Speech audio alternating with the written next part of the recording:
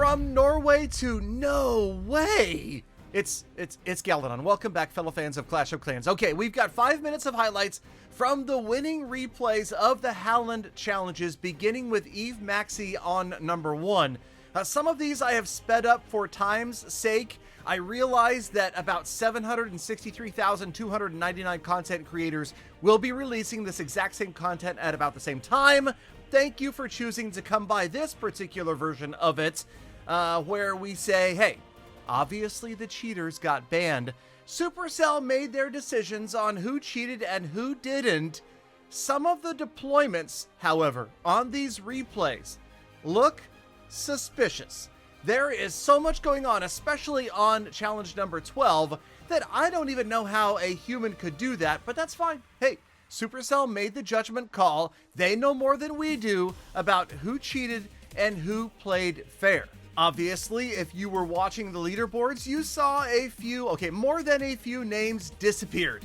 Yes, there were some people that received most likely permanent lifetime bans for their results in these challenges.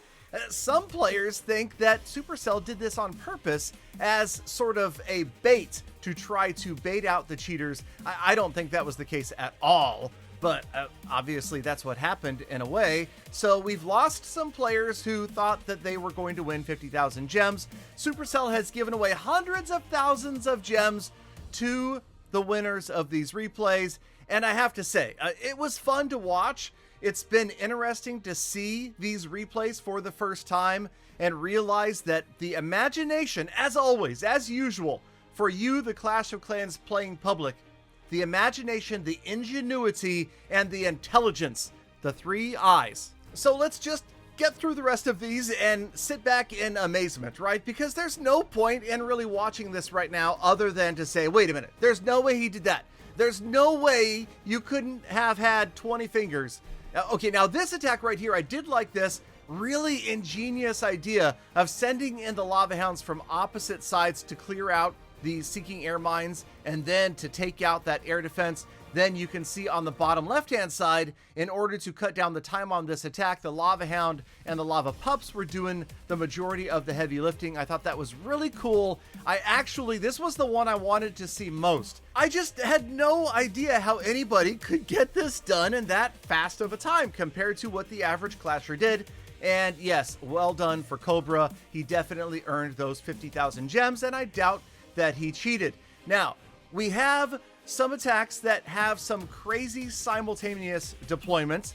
This attack, not so much. In fact, you'll notice the E-Dragons and the balloons went down in a very human fashion, right? This was one of those attacks, much like Eve Maxey's at the beginning of today's video, that took hundreds, if not thousands, of practice runs and repetitions. I had the fortunate opportunity to interview and talk to Eve Maxey about his win, and he did tell me that he practiced many hundreds of times and was shaving things down by 1 second every 100 or so attempts. So shout out to anybody who had the ability to practice that much. Same goes for this challenge, number 10.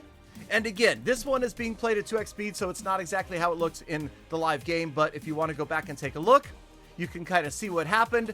Also, not overly suspicious as to how this player achieved this, because remember, this one was number of troops deployed, not time.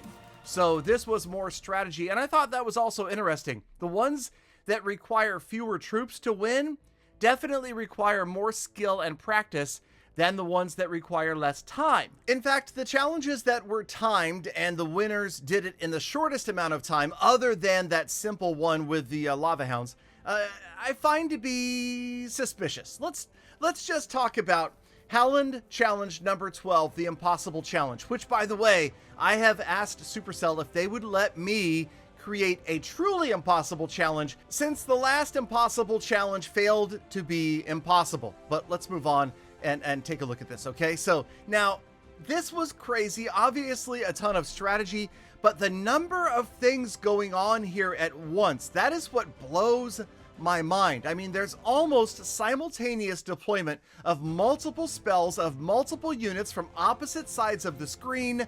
The timing, beyond insane. I love the touch at the bottom of the screen. Notice at the very bottom, remember, in order to win this challenge, you didn't have to take out all of the heroes down there. You only had to take out the hero podiums, right? So the queen, the king, they could just sit down there and roam, and that's exactly what 1, 2, 3 did to win this challenge.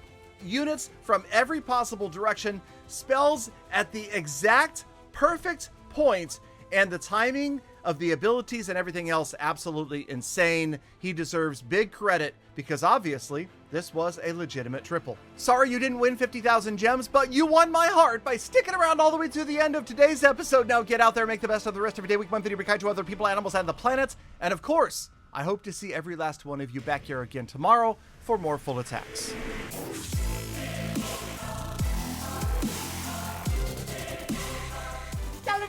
Galadon, you finished the video faster than Eve Maxi finished his attack.